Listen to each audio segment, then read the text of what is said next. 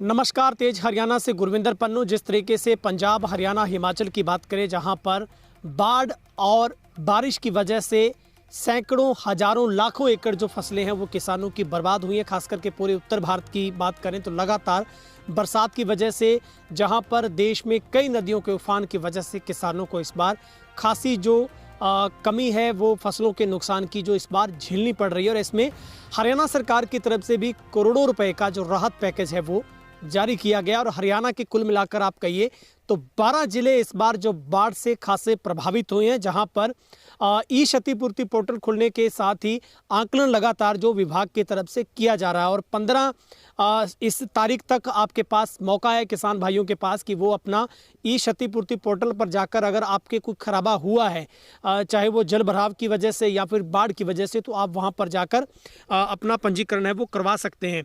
और सबसे पहले हम सिरसा का जिक्र करते हैं। यहाँ पर बारिश और घग्गर के पानी की वजह से अब तक 88,000 एकड़ में फसलों को नुकसान हुआ है। ये जो आंकड़े मैं बता रहा हूँ ये 2-3 दिन पहले के हो सकते हैं, उसके बाद कुछ और आंकड़े भी इसमें ऐड ऑन हो गए हों। तो सिरसा में घग्गर और हिसार घग्गर ट्रेन के टूटने से 38,000 एकड़ में जो जल भराव हुआ है। किसान अपने नुकसान का विवरण जो पोर्टल पर अपलोड कर रहे हैं, जबकि राजस्व विभाग के पटवारी भी डाटा इकट्ठा करने में लगे हुए हैं। हरियाणा सरकार के क्षतिपूर्ति पोर्टल पर अभी तक 310 गाँव के 13,351 प्रभावित किसानों ने अपना नुकसान दर्ज करवा चुके हैं। इसमें बारिश और घग्गर के तटबंध टूटने से करीब 88,852 एकड़ फसल प्रभावित हुई है। 75 के करीब ट्यूबवेल बोरवेल को नुकसान हुआ है, जिसमें सिरसा, रानिया, एलनाबाद एरिया में सबसे ज़्यादा नुकसान हुआ है। सिरसा में 13,877 एकड़ में जल भराव हुआ है, जबकि एलनाबाद में 20,356 एकड़ और रानिया में 2,500 एकड़ में जल भराव हो चुका है। कृषि विभाग के अधिकारी, बीमा कंपनियों के कर्मचारी पोर्टल पर हुए नुकसान का आंकलन करने में जुटे हैं।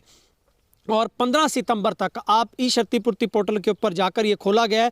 किसान अपने गांव के जो किसान अब तक 15 सितंबर तक फसलों को जो नुकसान का जो ब्यौरा है वो दर्ज करवा सकते हैं। इस पर डीसी की तरफ से भी अपील आमजन से की गई है कि आप अगर कोई बरसात की वजह से, जलभराव की वजह से अगर जिला में किसी भी खरीफ फसलों को नुकसान हुआ है तो विवरण है वो आप ऑनलाइन जाकर उसको ऐड ऑन करवा सकते हैं।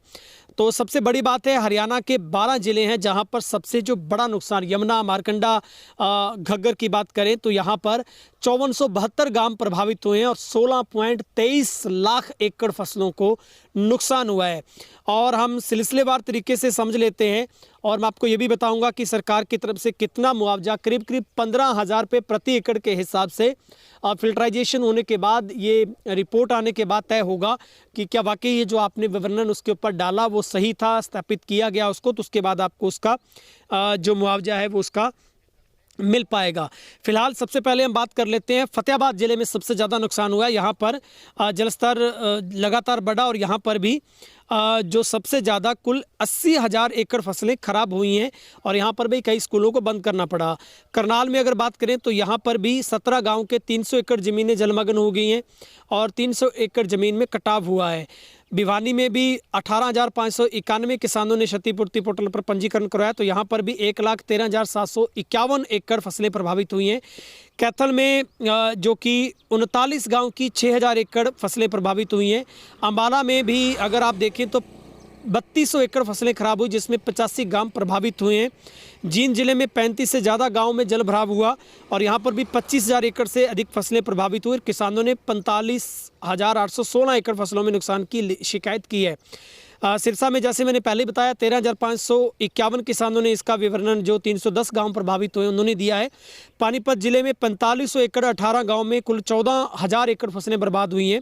कुरुक्षेत्र में 200 गांव में 3,591 किसानों ने 23,000 से ज़्यादा फसलों के खराबे का विवरण इसके ऊपर दिया है। हिसार में 276 गांव पड़ते हैं, 41,000 से ज़्यादा किसानों ने 2,59,756 एकड़ का विवरण इसके ऊपर दिया है। झज्जर में भी 260 गांव में 1,09,000 एकड़ से ज़्यादा ज़मीन वो जल प्रभाव की वजह से फसलें प्रभावित हुई हैं। फरीदाबाद में भी 27 गांव प्रभावित हुए, यहाँ पर भी 1,10,050 एकड़ धान की फसल को जो नुकसान यहाँ पर हुआ है। तो ये हमने आपको बताया कि किस तरीके से जिले यमुनानगर, हिसार, सिरसा, फतेहाबाद, झज्जर, रोहतक में आपदा आधे से ज़्यादा खेतों में पूरी तरह से फसलें बर्बाद कर दी है। यहाँ तक कि स्कूलों में शिक्षा विभाग को भी स्कूल बंद करने पड़े। तो ये पूरे हरियाणा का हाल मैं आपको बता रहा था। और फतेहाबाद में 19 मकान ढहे, पानीपत में 14,000 एकड़ से ज़्यादा फसलें यहाँ पर ख़राब हो चुकी हैं। तो ये पूरे ज़िले का आंकड़ा है और 70% जो फसल बर्बाद वो फतेहाबाद में हुई है। और अम्बाला में टांगरी ने 3200 एकड़ में फसलों को 100% खराब किया है। 50% नुकसान करनाल में 17 गांव में, 25 स्कूल भिवानी जिले में एक सप्ताह तक नहीं खुल पाए थे।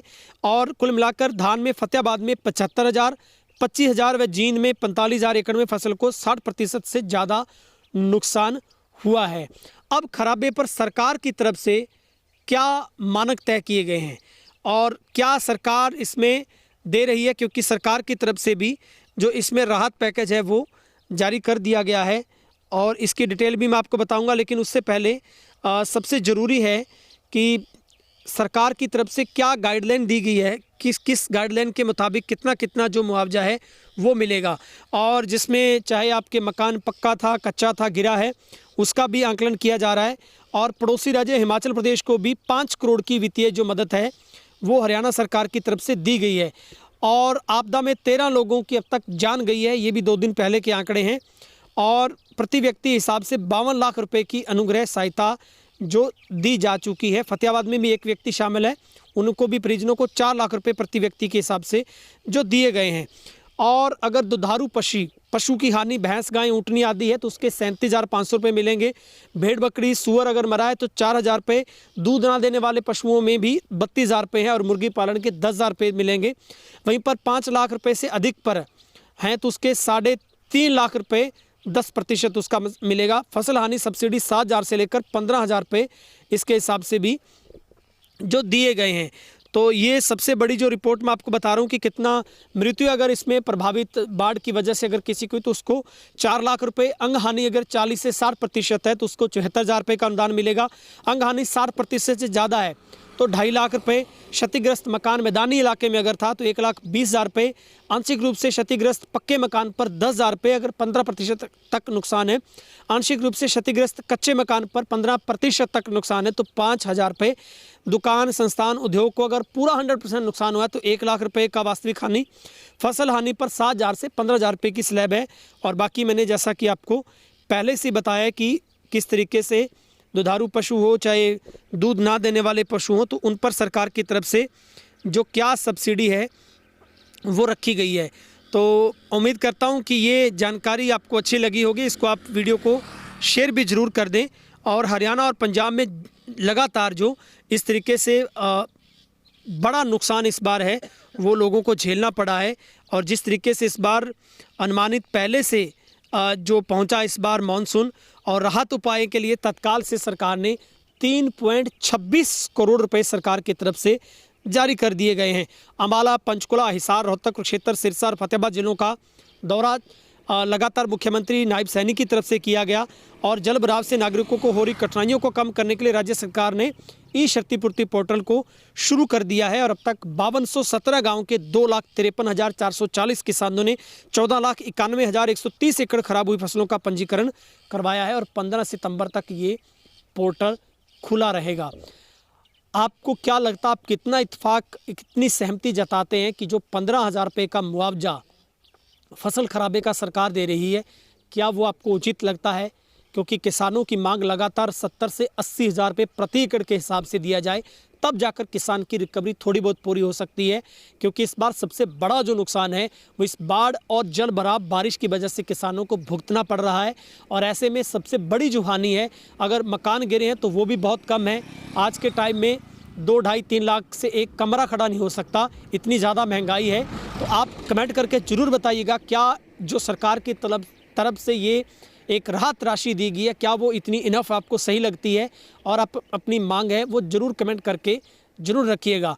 फ़िलहाल जिन किसान भाइयों ने अभी तक अपना विवरण, ये ब्यौरा नहीं दिया, तो आप ई क्षतिपूर्ति पोर्टल के ऊपर जाकर आपके पंजीकरण के हिसाब से OTP दर्ज करके वहाँ पर अपना आप ब्यौरा ज़रूर वहाँ पर सबमिट कर दें। कैमरा पर्सन वकील के साथ गुरविंदर पन्नू, तेज हरियाणा, सिरसा।